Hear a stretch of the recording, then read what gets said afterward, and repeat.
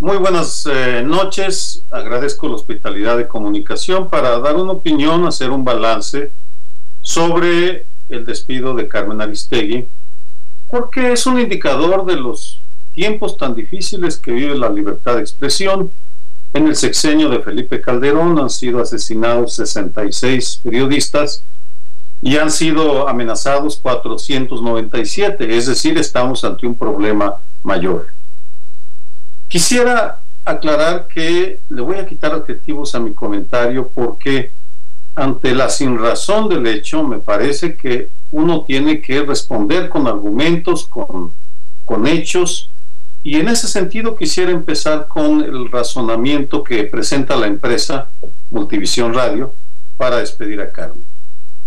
Ellos dicen que violó el código ético al dar por válida una presunción y luego al negarse a ofrecer una disculpa pública. Quisiera desmenuzar este argumento que en mi opinión es insuficiente y se basa en evidencia falsa.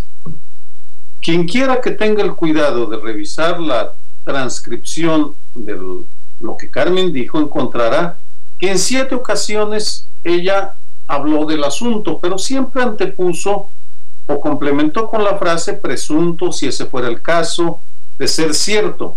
Es decir, jamás hizo suya la afirmación presentada por los diputados del Partido del Trabajo.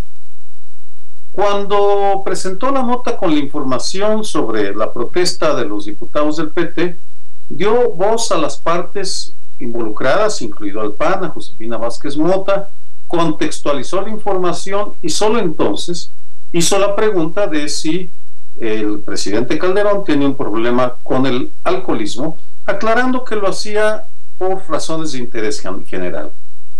En consecuencia, si Carmen no violó el código de ética y Multivisión no ha demostrado que lo transgrediera, entonces no procedía a la lectura de una rectificación que le exigía la empresa.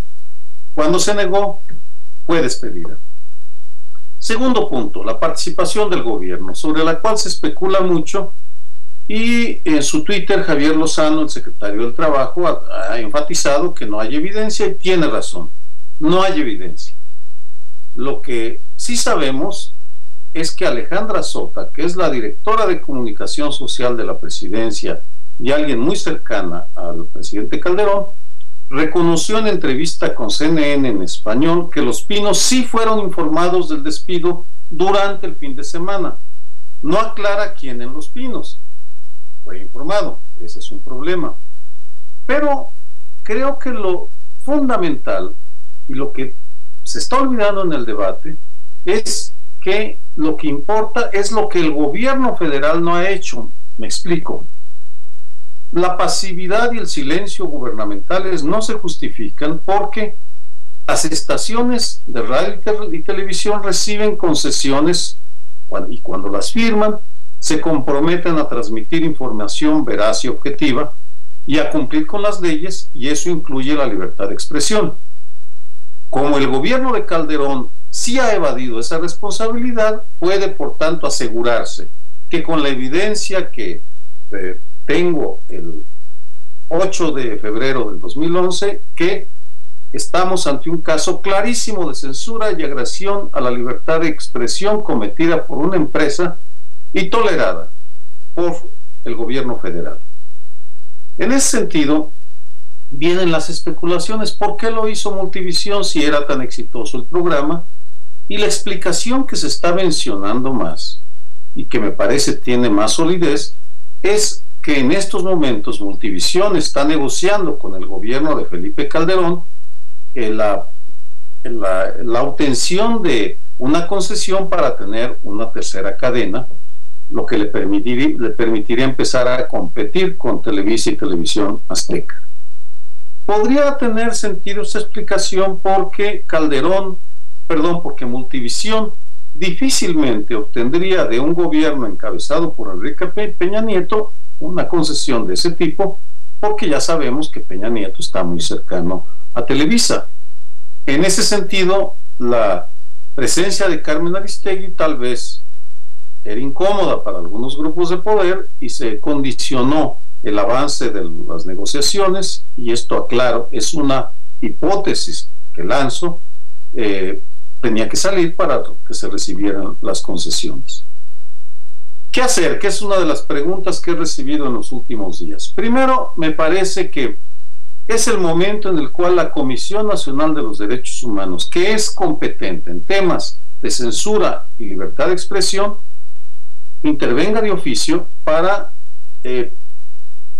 dar una opinión, meterse y explicar si en este caso se trata de una censura o si en efecto Carmen Aristegui violó, transgredió el código de ética. Si no hay una parte autónoma, independiente, va a ser muy difícil que podamos tener mayor claridad sobre el asunto.